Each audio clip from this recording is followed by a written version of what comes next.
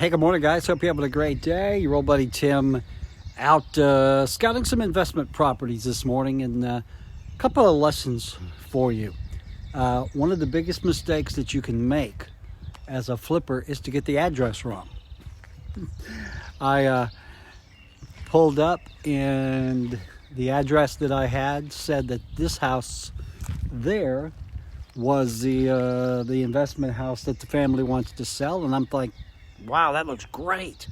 That's not going to take a lot of work. And then I checked my notes and I realized I don't have the right address. This is actually the one that I am here to take a look at. So, very similar house. Nice. Not so nice. So, I thought I would take you inside with me. I don't really have the backstory on this house other than it is an estate. The house has not been occupied for quite some time, and you can tell the way it's all grown up. There are vines growing up here, all kinds of vegetation and stuff inside the gutters. But I'm going to take you in and show you what I found. You never know what you're going to find in these old houses.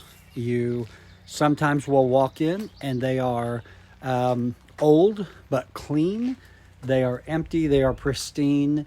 And then you have houses like this that, if I were to hazard a guess, the folks who lived here passed away. The house has been buttoned up for a long time, and it is still full of stuff.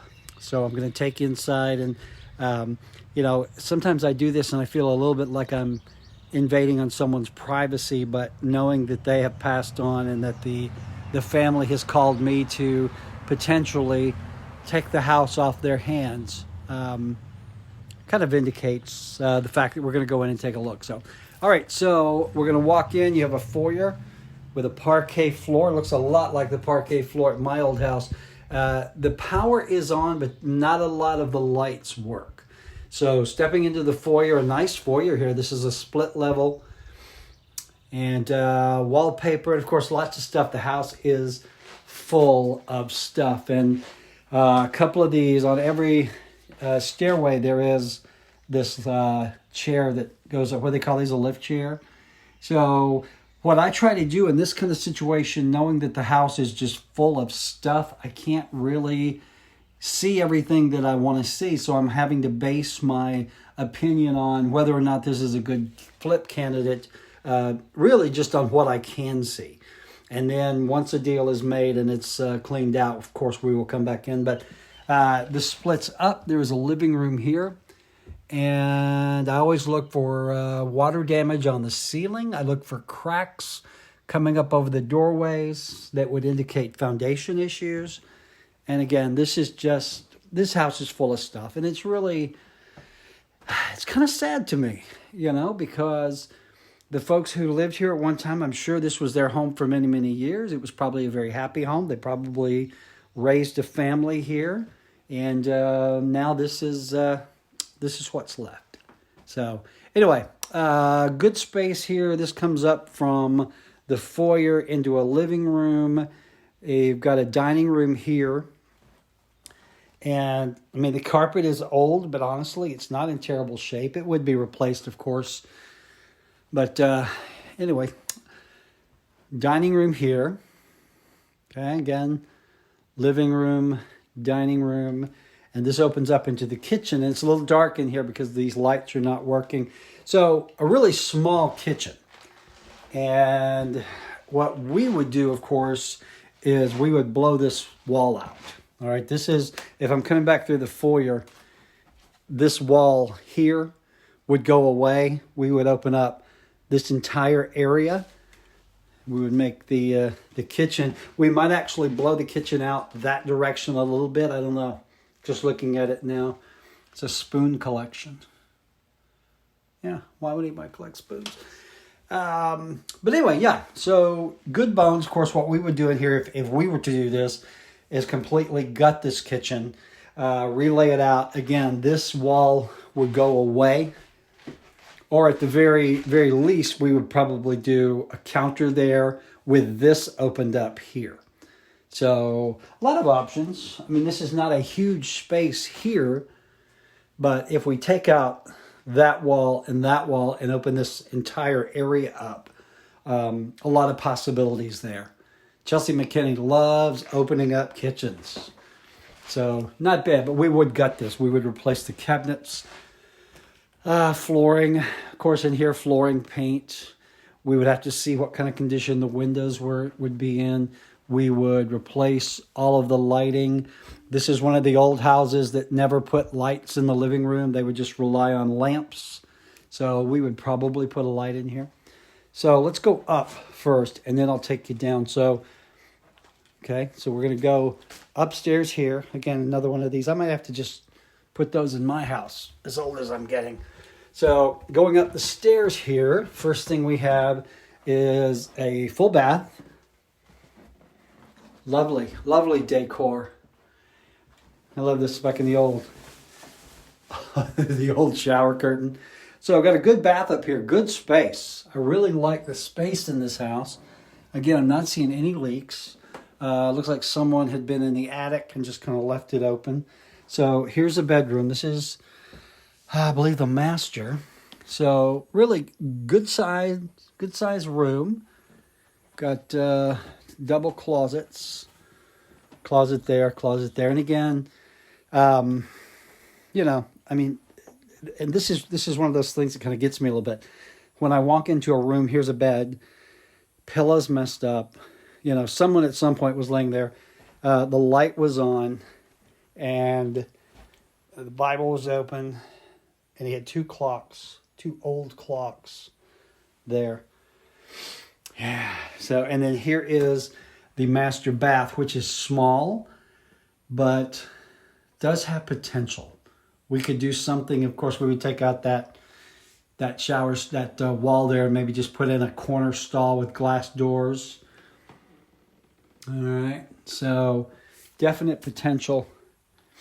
And again, if you're looking at flipping an old house, you got to remember when these houses were built 50, 60, 70 years ago, the emphasis was not on the kitchen or the master. Okay, here's another bedroom. It is full of stuff. But again, I see no signs of water. I see no cracks. So cosmetics. Let me see if I can get over to these windows. It's another thing that I do a lot is I climb over stuff. Okay, work with me here. Okay, so these are metal sliders. They may or may not be okay. We may not, you might not have to replace windows. All right, so this is bedroom number 2. This is a 3-bedroom, 2-bath. Bedroom number 3, a large bedroom. And again, I get used to walking over stuff. It's amazing my dexterity sometimes. And sometimes going into these old houses, they're like walking through time because you see old TV sets, you see old radios, old clocks, old curtains. So, all right, so 3 bedrooms, master bath, hall bath. This is a closet. Yeah, we would have to figure out something here. We are limited on space in the master, but you know, we may just have to make do. So let's go back downstairs.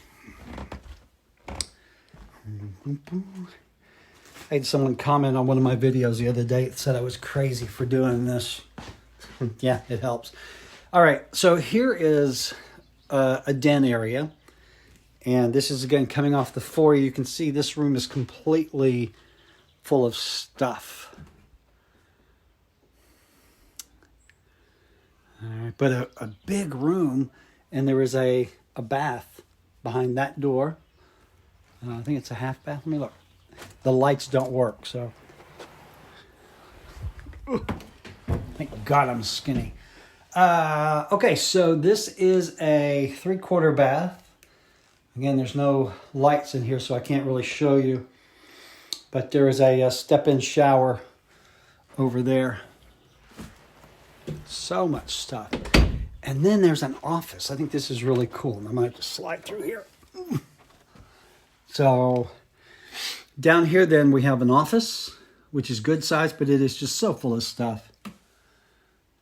I'm not going to say hoarder, but these folks didn't throw much away. All right, so an office down here. Look at the old computers. As I was talking about the age of some things. Cuckoo clock. All right, so let's see if we can get through this mess right here. So this is would be a den area. The old printer. And garage, okay. I didn't see this before. See if I can slide through here. A fat man would not make it through there, I gotta tell you. Okay, so here is the garage. Again, full of stuff. And of course, you know, when you come into a situation like this, where there is so much stuff here, it can delay the process a little bit because the family typically wants to come in and go through and pick out anything of value that there may be here. And then this is a copier. Wow. And then once they pick through, the family usually just wants to check out. They want to just get the stuff and let you deal with the junk. I cannot tell you how many houses I've had to call my friends at the junk chunker to come get stuff. So, all right, so coming out the back door, this is the only exit to the back. Got a really nice covered patio. And at one time, a pool. Now, I am willing to bet you all kinds of money that pool probably needs a lot of work. Whenever we see an old house like this that has a pool, usually the pool at the very least needs a new liner. There's no telling what's under here. I'm assuming concrete to a certain degree. Just turn you around here. So not bad at all. You know, at the very least, we're looking at a new roof out here. I'm not seeing any foundational issues. Of course, you can't really get close to the house on this one, but it's just very grown up. The pool pump and everything is behind there. It's the other thing with a pool.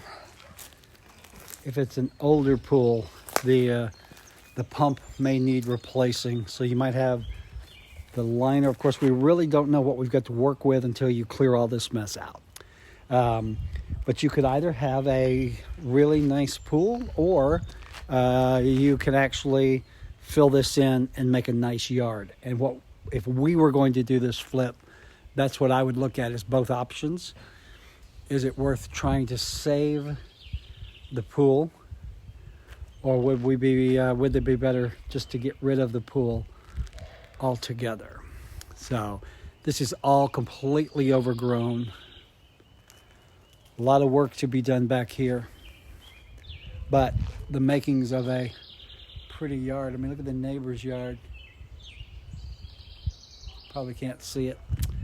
So, all right, so looking around out here, I'm seeing a lot of wood rot. I am seeing shutters need to be replaced, paint, the usual, as we say. This does have a really good sized lot. I have not looked at the specs on it yet. As I said, I'm actually doing this for a friend. This is a friend's, one of his parents has passed. So they had a pergola there with, I guess, some storage, a little patio set up.